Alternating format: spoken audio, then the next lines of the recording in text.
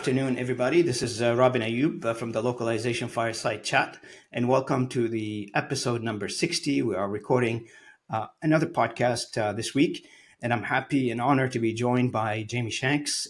Jamie is a known name and known figure in the social selling sales arena. He's a sales consultant, strategy person. I've had the honor and the pleasure to work with Jamie before when my company hired Jamie as a consultant, and I've got to meet him. He's another fellow Torontonian. He lives in the area. And Jamie, welcome to the channel. Welcome to the podcast. Glad to be with you today. Glad that you had the time to join us.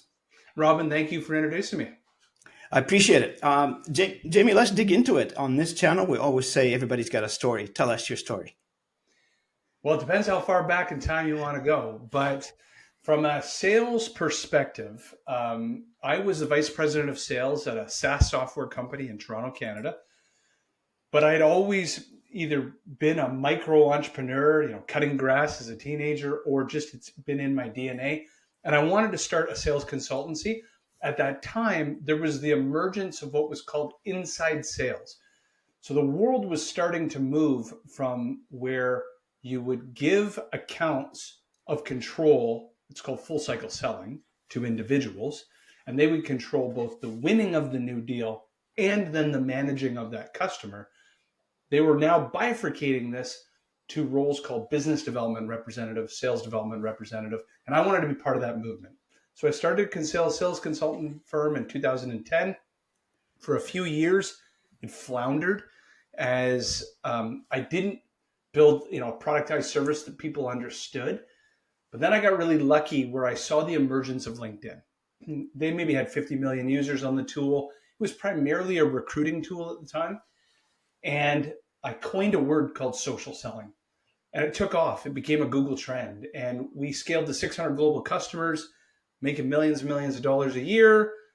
But that company, and we'll get into it, ran into a bit of financial hardship in 2018.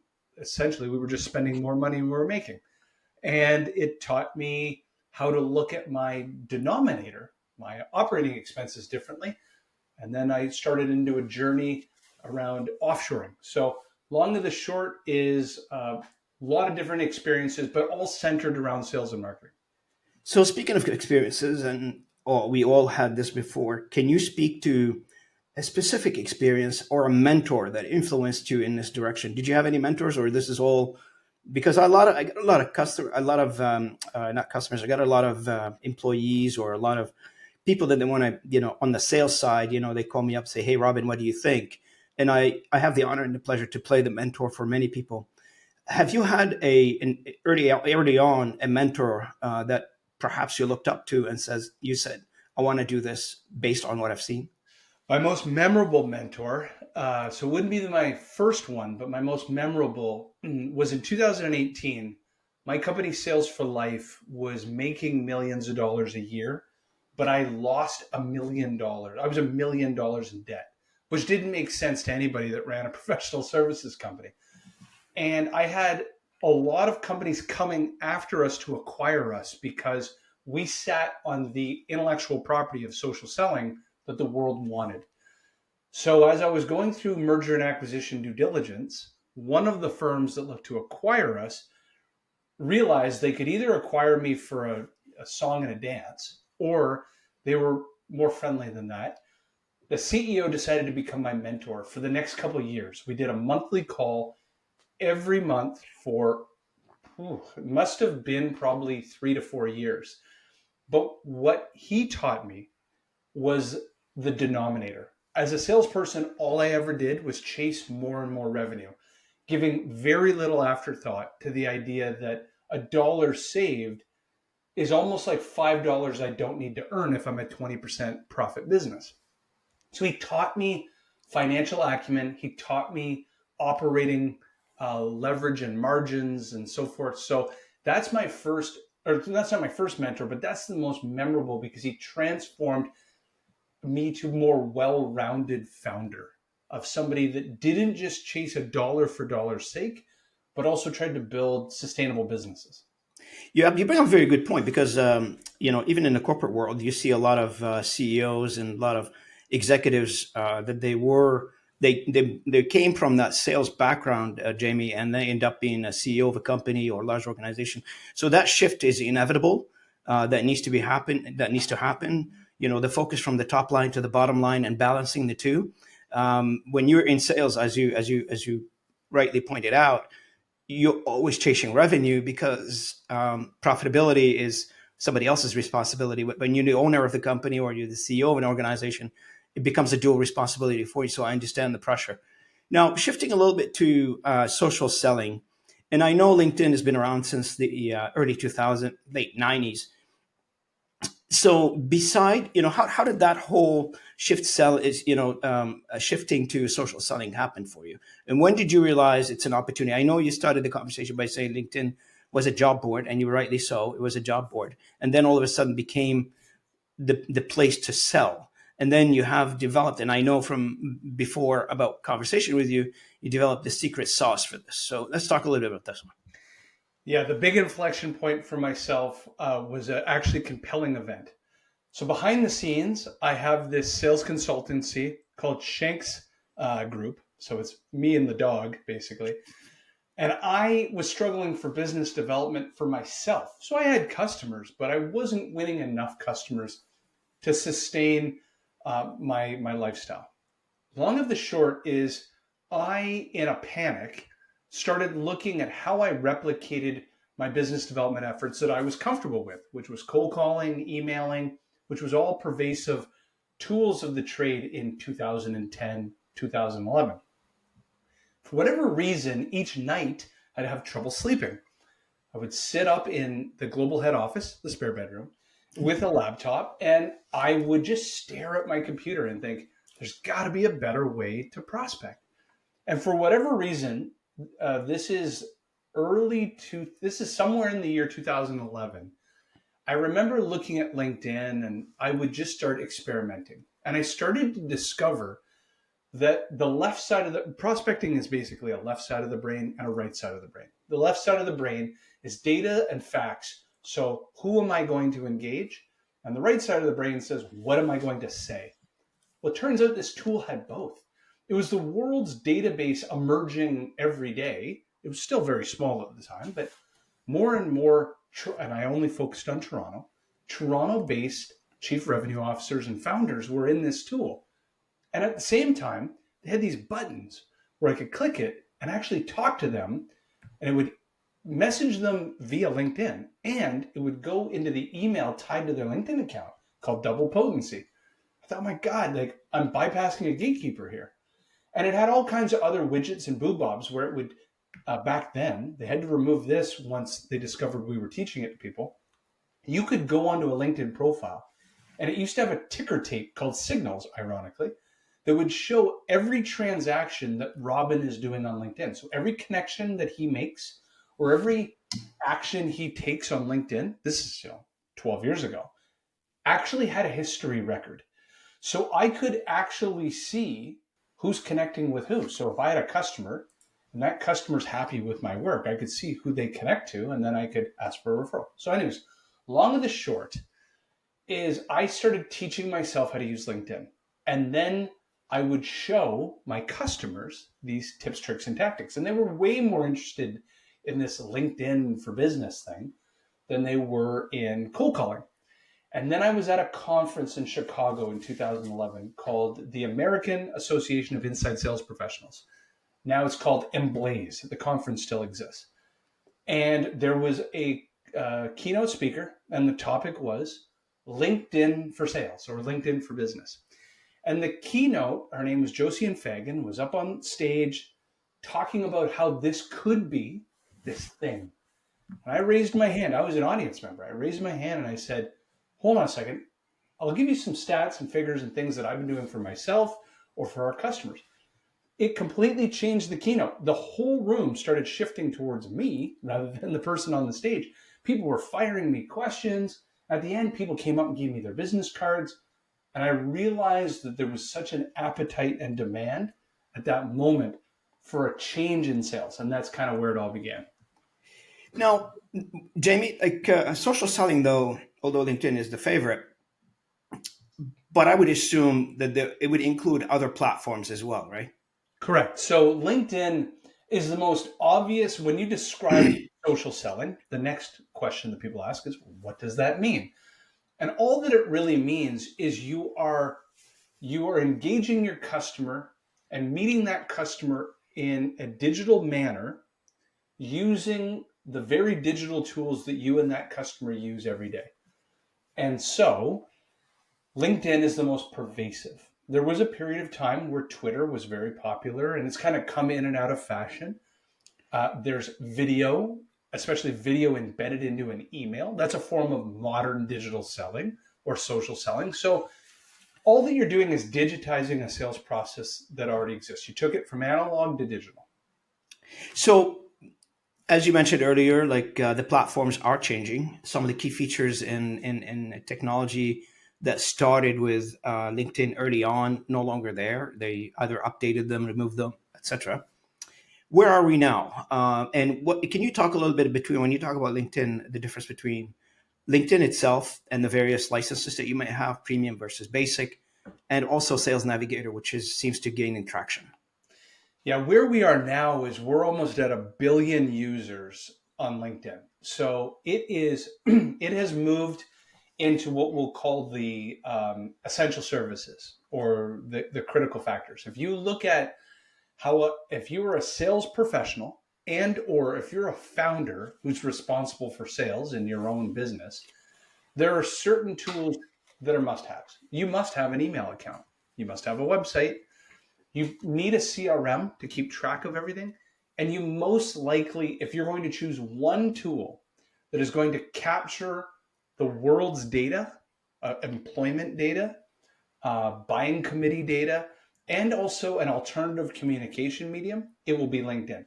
So that if you think of tabs that are open on your computer at all times throughout the Yeah. day, you have email, CRM, and LinkedIn. It is that pervasive. Now, there's LinkedIn, and there's a version of it, LinkedIn Premium, and then there's Navigator. So I'm a big believer of process before platform. So if LinkedIn Navigator, all that tool is a bolt-on account-based planning tool on top of the existing database that is LinkedIn. So LinkedIn has 1 billion users in it. Navigator sits on top. It's not new data. It's a different way to view and identify data. So you can do queries on people. So I want to find people in a geographic region, a vertical, a named account. I want to see who took a new job this week. It allows you to filter that way. You want to do filters on companies. Yeah. I want to know all the companies in Toronto. I want to know all the companies that are greater than 5,000 employees or have hired new heads of localization, as an example. You can use it for that. So it organizes you in an account-based view. So those that need Navigator are one of two types of people. They're an account-based seller, or you are a founder who's trying to develop your TAM, SAM, SOM, which is your total addressable market, your serviceable addressable market, your serviceable obtainable market. You're building a map of people and companies that you would target. Otherwise, if you're not doing any of those, then LinkedIn, the free account, does everything that you most likely need to do, which is I want to share insights. I want to read other people's insights. I want to connect with people, maybe have a few conversations. That's what that tool's for. So now that we've defined the tool, Jamie, let's say some of our audience says, and we have a lot of people who are starting new in this story of selling, and they said, okay, I identified the audience. What is the first step I need to do? I need to send an email, or I need to reach out somehow, liking their post or commenting on a post. What is your recommendation for the first initial reach out? So let's assume in this context that these are people you do not know. So this is what would be not only a second degree connection, but then how would we engage? The first most important decision is ask yourself why. And I'm drinking a bubbly water, and I've got a Yeti water ball going on at the same time. So these are two different companies. long before you start the active engager. Remember, prospecting is a left side of the brain, which is who should I engage? And then the right side of my brain says, what should I say? We have to go back to the who. And the who asks a fundamental question. I can engage every company in Toronto all day long if I wanted to. That doesn't mean I'm going to be any closer to a prospect. There's a concept called the Chet Holmes Pyramid. And the Chet Holmes Pyramid dictates that only 3 to 10% of a market is either actively trying to buy or even thinking about the possibility of change at any given time. It is truly a needle in a haystack. The rest of the 90% are nowhere near. So imagine you spend 90% of your effort getting nowhere if you just start engaging. So you have to ask yourself the question, why should I go after Bubbly versus Yeti? And the decision has to be based on an objective, compelling event, signal, or trigger.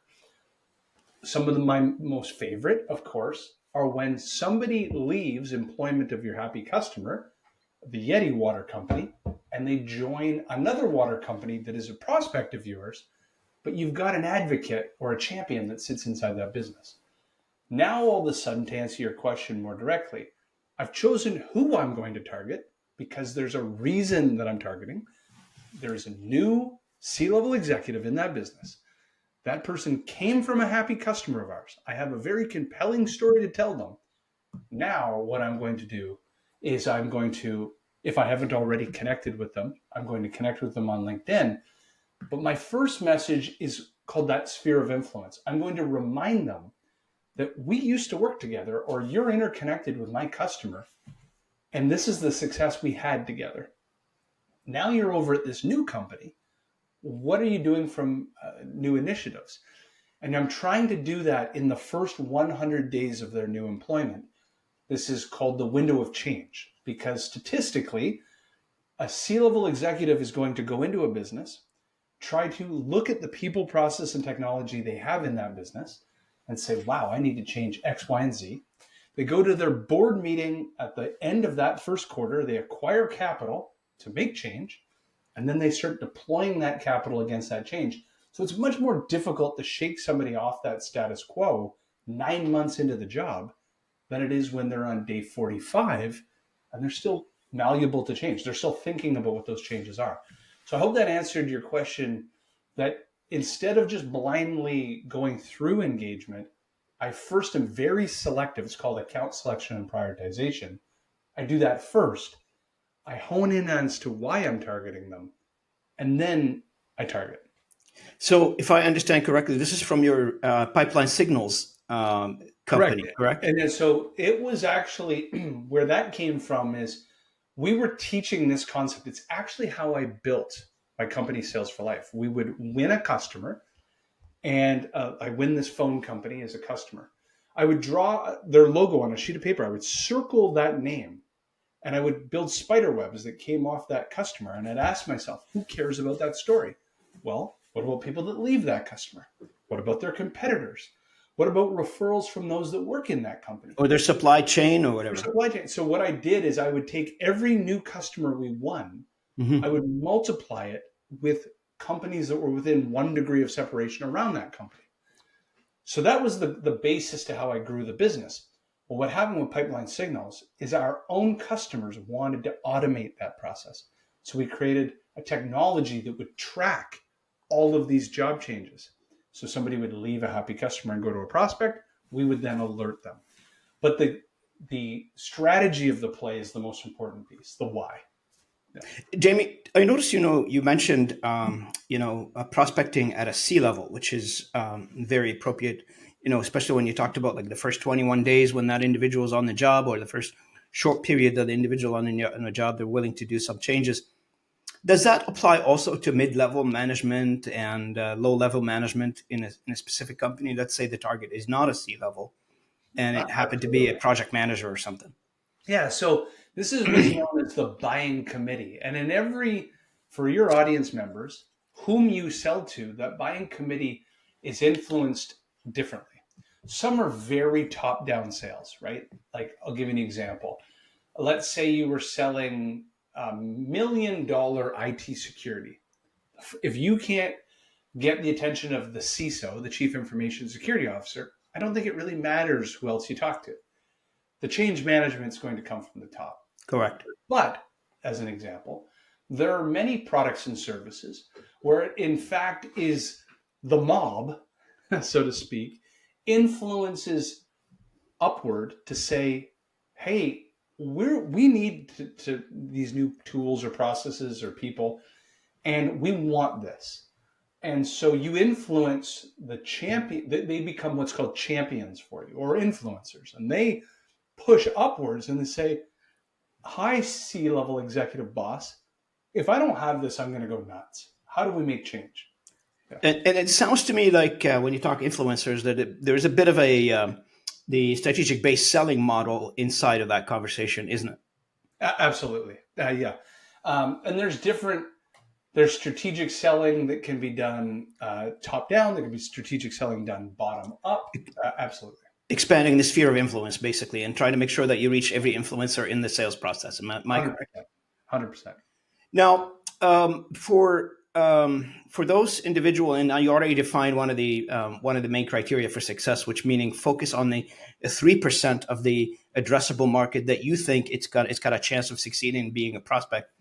What are the other elements of being successful using LinkedIn and using pipeline signals, etc.? And you mentioned who do they connect to? Are they customer currently? Are they these customers? Are they happy with that work? Can they refer us to somebody else? Is there anything else that you can think of in that domain? Well, in that domain, specifically around social selling, I don't think this will ever go out of fashion. People buy from people. People buy from people they like. People buy from people they like and trust. A very old adage and saying. It is remarkable to me the number of, whether they're founders, project managers, sales professionals, who have not put themselves out there to do exactly what you're doing right now, which is to become a brand, to become an influencer, to become what I used to call a micro marketer. Because at the end of the day, if you're not sharing your insights or thoughts, then imagine you're sending an email and your competitor's sending an email in your space around localization and translation. From the recipient's perspective, from the head of localization, or maybe it's the head of a new product at a company, all they see is nameless, faceless emails. But if one, as an example, has been Robin, who shares content all the time around best practices and made a video in that email, and the other is just the nameless, faceless email, who would you buy from? Correct. And so the idea is content sharing, as scary as that might feel and as difficult as that might feel, it's a really important process. And I did notice, and I don't know if it's me being hypersensitive about it, but there's a huge element also to building long-lasting relationships with people and themselves. Like, instead of being a salesperson that it's testing the water and jumping from one thing to another, that laser focus on who you want to connect with and delivering the right messages to them, and over the years continue to building those relationships. I guess that sets you apart from an individual salesperson, whoever you are, salesperson or an owner of an organization. Any thoughts on that? Well, that's one of those questions that I'll get at a conference. If you were 22 years old again, what would you tell your younger self? Here's what I would tell anyone ever emerging into either sales or starting a business. So there is a podcast by a gentleman named Ryan Moran. I'm trying to remember the name of it. He owns capitalism.com. And what he's discovered in owning many businesses is he is one of the very few people that share a very similar insight to me. Is what he does is, instead of trying to sell the same product, as an example, what he does is he tries to stay within a bowling lane of what's known as ICP, ideal customer profile. And so if I look at my career, even though I've started different businesses, they all serve the same buyer.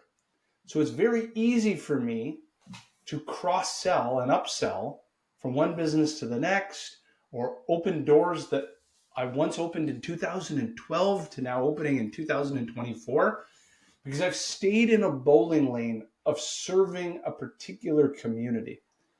And that will, and as long as I stay on that track, and I'm 45, and let's say I want to work well into my 70s, I have 30 more years of being able to tap that entire community over and over and over again. As an instance, I have in Pipeline Signals, there's a Saturday Night Live sketch called The Five Timers. It's the guests like Tom Hanks that have been on there more than 5 times. When we launched Pipeline Signals, I officially have customers that have been at Sales for Life 2 or 3 or 4 times. So they bounced from company to company and they became Sales for Life customers multiple times. Then they became Pipeline Signals customers. And now they've become my offshoring agency, Get Leverage customers.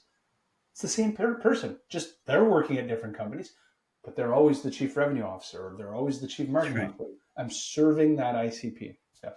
So let's talk a little bit about Get Leverage, which is a company that you've started, and based on a previous conversation here, you seem to be excited about, and you have some positive reaction to the initial adoption, etc. And I want to thank you very much. I want to put a plug here for this book that you sent me, Outsourced for Profit. I really appreciate it. It's a great book, by the way. For those who have not read it, I encourage you to go and get it from Amazon. Jamie Shanks, Outsourced to Profit. And it's about leverage offshore teams to scale your profit. Yeah. Let's talk a little bit about Get Leverage. Yeah, I'll talk to you and I'll put it together from a situation, problem, or opportunity and resolution. Here's the situation. You are either a founder or you're a sales professional. But in both instances, there are so many things you want to do every day. You wake up and you're like, I'm going to tackle these big initiatives. I want to work on my business, or I want to work on my portfolio and territory. And then life gets in the way. And you catch yourself doing $5 an hour tasks all day long. Administrivia. You're updating lists, you're updating your CRM, you're trying to build a PowerPoint deck, there's so many tasks that are not accretive to growing a business. And in sales, they're actually given to you as part of your job description. And over the years, I focused on sales methodologies, sales training, and sales tools. But I kept noticing this other emerging vampire, which is time.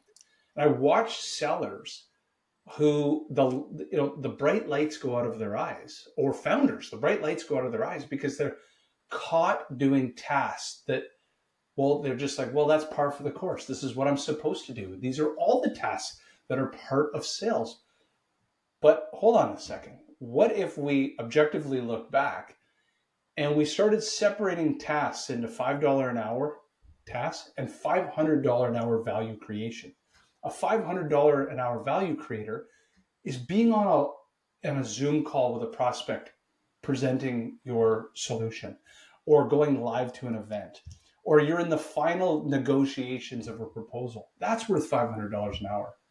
But the meeting notes, pretending this was a Zoom call, the meeting notes from this very meeting that need to be updated into your CRM, that you're going to spend 30 minutes trying to update your key account plan. Yep. That's a $5 an hour task. Mm-hmm. So I started Get Leverage as a done-for-you service that focuses only on sales and marketing support tasks. We airdrop people into marketing teams, sales teams, customer success teams, or virtual assistants for the founder to start gobbling up these $5 an hour tasks so they can release themselves into the doing the bigger things. Mm-hmm. So basically what I'm hearing you is you took a sales job and you dissected, or you peeled the tasks or the admin tasks that takes time, less return on investment, and you focused on where am I good at? And you know what? You bring up a very good point, because I asked myself a question. What am I good at? Where am I best situation to be put in as Robin in a sales situation? And I always go back to, I'm not good at, and I'm, if I say that, I don't know if my staff will hear and get mad at me. I'm not good at updating Salesforce. I'm not good at, detailing all the minutia resulting of a specific conversation with a customer. But what I am good at is in front of the customer, being in front of the customer, handling the first call or the success, the succession of calls with clients, and or the deal closure. So, for my perspective, and from the perspective of many salespeople, like this type of service should be a no brainer. In my opinion, if there's a way to do it cheaper, more effective, and allow the sales team to focus on what they need to focus on, I think the return on investment here for the owner and for the owner and the shareholder would be great. And what we're doing is airdropping these support agents into account executive teams, account management teams, and instances like we have. I'm just thinking of tangible tasks. We have a virtual assistant that's dropped into a team, and this team typically sends out a statement of work, like a 10-page PowerPoint presentation, proposal to a customer or a prospect every day. They've got 3 account executives, but every day there's a proposal going out the door. Well, the sellers, after hours, after their dinner, were sitting with a laptop on their laps, changing PowerPoint decks. So now we just take over that task, and all that the account executives do is bounce from call to call to call. They just go into the Google Drive, grab the next presentation that we've made for them, move on. We have the number of account executives, business development reps that have been asked, I need you to show me all the accounts that are in a market, verticalized geographically. I need you to know all the main contacts. I need you to know their phone numbers, their email addresses, their LinkedIn profiles, and I need you to put it in HubSpot or Salesforce. And their whole Sundays are wiped out trying to do these things. And the sales leaders can't figure out, like, well, why aren't you engaging more customers? Well, because I've got to figure out the contact information for everybody. Then I've got to make a call. Then I've got to take the notes from that call, take it all over. And so the average seller, that's 20% of their week. That's 1 out of every 5 days wasted. All that we did is it's $1,000 a month resource that just airdrops into the center of a sales team, gobbles up those tasks. And now your $100,000 a year base salary sellers are just jumping from sales call to sales call, not worrying about the minutia behind the scenes. Jamie, I'm assuming all this is measurable, reportable. You can, the owner can, if they engage the services, your services, can they, measure all that stuff in terms of, I'm paying for X, I'm getting Y kind of thing from it. Especially when you drop. So it's one thing to have virtual assistants go into marketing teams that speed up content creation, as an example. So more videos, more podcast episodes, and so forth. It's much more tangible on the sales side. You already know your yield per seller today. Yep. And so you ask yourself, what if those sellers gained an extra day a week? That's about there's been enough books and studies shown it's about 20% of a week is spent on admin. So if they gained that 1 extra day a week, how many more conversations, Zoom calls, proposals, deals won could they gain over periods of time against $1,000 a month? That's essentially it. And when we talk about outsourcing the tasks, the out-tasking, I guess, if I can call it that, for sales perspective, is there a connection, and I need your opinion on this one, between those entrepreneurs, they never managed sales teams before, or managers, they never managed sales teams before, and that whole element of trust, between the owner and the sales team, meaning that I get other questions all the time from entrepreneurs saying, well, how do I know they're doing a good job? How do I know they're performing? How do I know they're making the calls? Currently, they don't have tools in place, and if they do have tools, poorly selected tools. But I'm assuming with services such as yours, because it's trackable, traceable, quantifiable, you reduce the chance of saying, well, did they make the calls this week, or did they not make the call? Did we provide them with the wood in the fire kind of thing? So, because now you actually have somebody whose entire job and remit is back-end data and support. Yep. So you're asking somebody that came from your industry to be a salesperson on your team, or sellers are A-type personalities. And you've just asked, and we're Canadians, right? So you've asked Wayne Gretzky, who loves to be out there skating around, shooting pucks, scoring goals, or Sidney Crosby. And now you're going to ask them, I need you to count how many laps around the ice you did. I need you to count how many pucks you blasted into the net. Well, now you're paying somebody whose job is to extract that data. So they go into the phone records, pull the emails sent. They are the one actually doing the updates in leads, contacts, accounts, opportunities in Salesforce or HubSpot. They're the ones building the dashboards and the reports. And so the seller just does. Ultimately, what did you really want from the seller? You wanted more conversations, you wanted more proposals, and you wanted more deals. How you got there, the only reason you have dashboards and reports is so you can create accountability and tracking and maybe show your investors one day. But those are two different jobs. One is the act of growing relationships, and the other is a data management job. Give the data management job to somebody who it's an affordable, where it doesn't feel like this giant liability. And if you really back up, there are companies, scaled organizations that have revenue operations teams, but they're spending hundreds of thousands or millions of dollars in revenue operations. But that's a liability. If you look at it from the founder standpoint, like that's a cost center for the most part. Well, are you really going to spend all that money on something that could be done for a tenth of the price? And you can now plow those resources back into the relationship people, the people that are customer facing, talking to more people every day.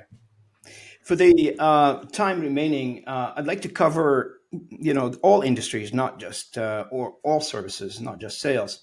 Sure. It seems like we are in an inflection points right now where AI is coming in to the foray of how we conduct ourselves, logistically and from a business perspective and everything else. And we're at the beginning of this, so changes are coming and continue to come, and the evolution of how we use AI in our world is really. And I've started using some aspect of AI in my sales world.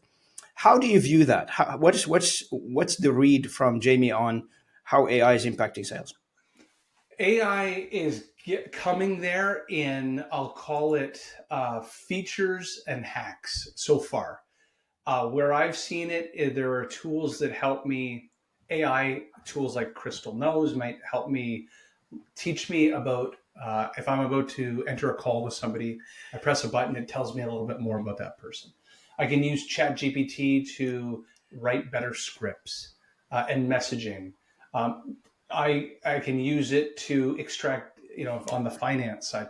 Long and the short is, right now, I have not seen it where, like, this idea that it's going to replace sellers. I mean, I have offshore resources that use AI all day long, and all that AI had become for onshore people was a distraction. So they give it to the offshore teammates to use and figure out to make them more productive. I believe that one day it's going to be more and more pervasive, but it's still going to be a co-pilot. And the concept, there needs to be a pilot and a co-pilot. That's right. And so the question will become I think, the same thing that's happened in a lot of other sales and marketing tech. You'll just have more and more tools, but who's actually going to use it every day? Because we only have so many hours of the day. So there'll be some that can run in the background and improve productivity, but a lot of times there'll be really interesting things that they'll say to yourself, well, somebody's going to have to train it. Somebody's going to have to program it and run it. I can't afford that time, money, and energy. I'm going to give that to somebody else. That's my take. We are a long way away. That's right. From this being like, where LinkedIn is in sales right now. Remember my journey. I got a LinkedIn account in 2008. We're in 2024. What is that, 16 years later? That's a long journey. That's right. That's right. I got my LinkedIn profile in 1999, I believe, or 2000. I can't remember the exact date. Okay, I remember I remember the conversation. I was working for a telephone company, and my buddy and I were a couple of engineers, and he said to me, "Have you heard of LinkedIn?" I said, "What is it?" And he explained to me what it is, and then we ended up participating in it. And a few years ago, I got an email from LinkedIn saying that I'm number 36,000 or something in the Oh my. database. Yeah, because you used to be able to look up your number, and I think I was something like 20 million. You could actually, in the number of your URL, your actual user number was in it. Yeah, Oh, really? yeah, yeah. Um, so one of the and as you mentioned earlier, and I'm glad you have the same opinion I do about AI, because I keep talking about AI being managed like as a co-pilot kind of an environment, and you need to really harness it with the use of a human. And as you mentioned earlier in our podcast today, you mentioned human buy from human. At the end of the day, people I think there's a like maybe the generation that we're currently in, maybe the next generation will be a lot more tolerant to it. But the current generation right now, I believe, as soon as they detect there is less authenticity in a message that's going to them, it becomes less relevant in terms of do I read it or I don't read it. Am I Oh, correct? I agree. I think one challenge for those that are coming new into selling, whether you're founder led sales or sales, you and I came from, I'm the last generation that was classically trained in a lot of, we sat in live offices, we learned through osmosis. True. There was a lot of business acumen. Like I went through courses on how to sit down and the etiquette of dinner, of like Hmm. business dinners. So I'm like the last generation that ever got trained in that. And now you have generations that on March of 2020 until now have a guaranteed most of their career. That's 4 years in. It's 100% digital. They've worked from home that whole time.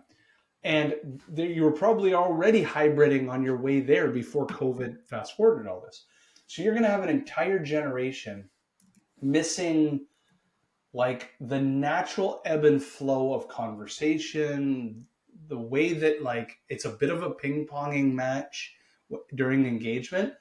And so it's easier for our generation to sniff out a lack of authenticity because it's a very subtle art.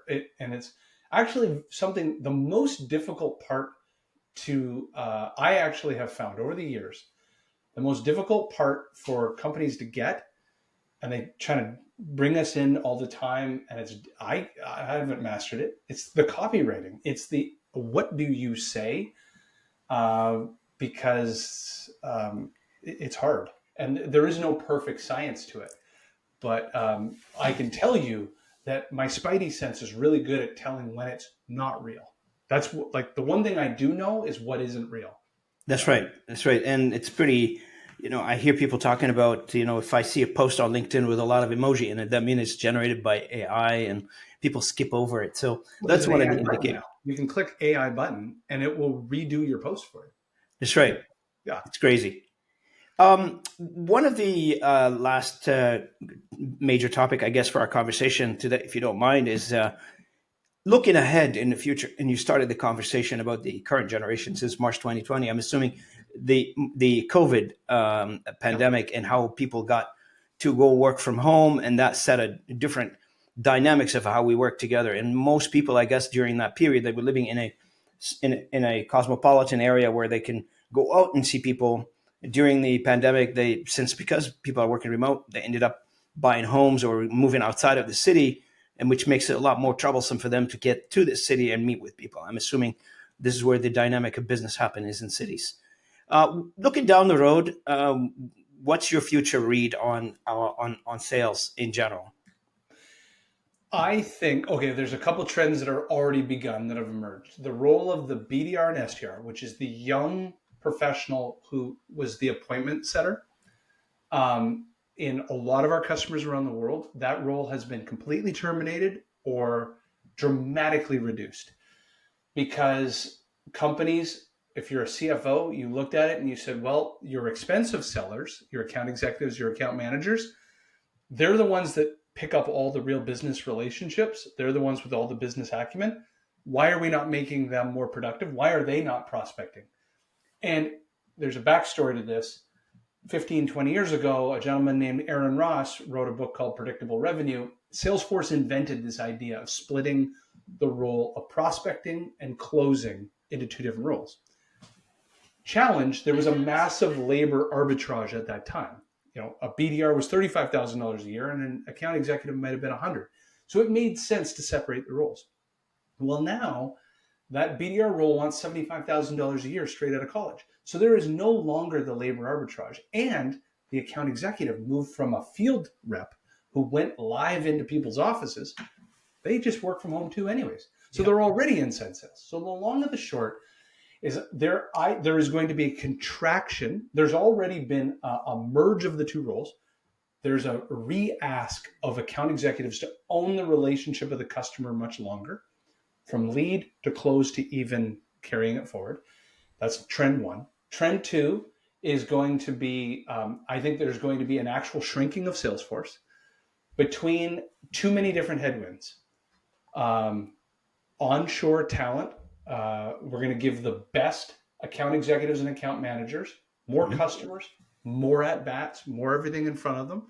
And we're going to use tools, artificial intelligence, offshore, the spread of offshoring is just so dramatic right now because there isn't no need to pay somebody $75,000 a year to press a button in Toronto to prospect when you can do that offshore for 1/10 the price. So I believe there will be a massive contraction over the next 5-10 years in sales forces globally because the good sellers will create a disproportionate amount of yield results. That's right. And there will be greater and greater ways to make the most productive sellers even more productive. And those sellers will also become more influencers in the market. They will become more facing like you're doing right now and more brand ambassador like stuff. That's right. That's right. So I want to thank you, Jamie, for coming on the podcast. Unfortunately, we're up against the time here. And that's very generous of you to spend the time you spent with me today. I really appreciate it. Always good to see you. And we should do that sometime again, face to face, hopefully. Yes. We know how to do these podcasts now. We don't need to do them over an application online. We can do them face to face, sitting somewhere. I'd love to see you, and I haven't had a chance to see you in Toronto. Maybe that would be a good idea to get together. But on behalf of the channel, on behalf of the audience, thank you so much for coming in. Any last comments, Jamie? No, thank you for having me. Appreciate it. I really appreciate it. Just give me a second. Let me terminate the recording and we'll say proper goodbye. Thank you so much.